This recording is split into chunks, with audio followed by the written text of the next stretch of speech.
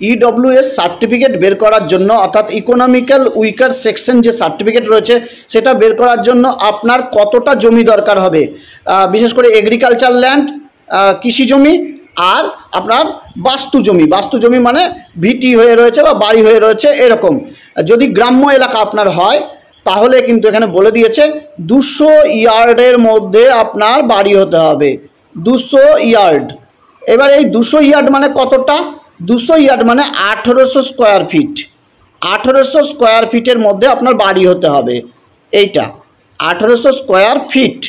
এইবার এছাড়াও এটা যদি গ্রাম্য এলাকায় হয়, আর আপনার এগ্রিকালচার ল্যান্ড যদি গ্রাম্য এলাকায় আপনার হয় তাহলে সেটা 4 একরের কম থাকতে হবে। 4 একর মানে কতটুকু? 4 একর মানে আপনাদেরকে বলে দিই 1.6 বিঘা। 1 একর মানে 1.6 বিঘা, 1 একর মানে 1.6 বিঘা। তাহলে 1 একর মানে 1.6 বিঘা হলে 4 একরের কম থাকতে হবে, মানে 6.4 বিঘা।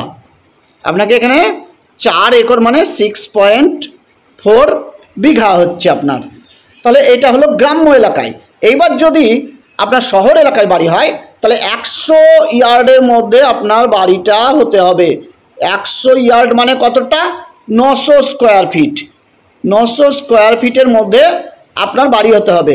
যদি 900 স্কোয়ার ফিটের মধ্যে আপনার বাড়ি হয় আর 4 একরের যদি কম কৃষি জমি থাকে তাহলে কিন্তু ইডব্লিউএস সার্টিফিকেটের জন্য আবেদন করতে পারবেন। কারা কারা পারবেন? এসসি, এসটি, ওবিসি যারা নন, যাদের এসসি, এসটি, ওবিসি সার্টিফিকেট নেই তারা এটা আবেদন করতে পারবেন। অল জেনারেল যারা রয়েছে, জেনারেল ক্যান্ডিডেট যারা রয়েছে তারাও কিন্তু আবেদন করতে পারবেন।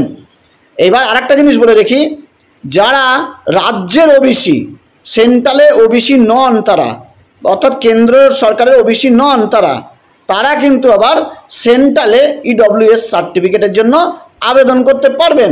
কিন্তু এই ক্রাইটেরিয়াগুলো আপনাকে ফুলফিল করতে হবে, যে জমির বিষয়গুলো বললাম।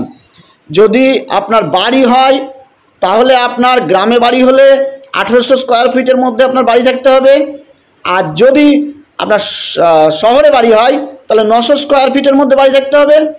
আর যদি কৃষি জমি হয় 4 একরের কম, 4 একর মানে 6, এই মোটামুটি যেটা বললাম 1 একর মানে 1.6 বিঘা, তাহলে ওই 4 একর মানে 6.456 বিঘা ওরকম হবে।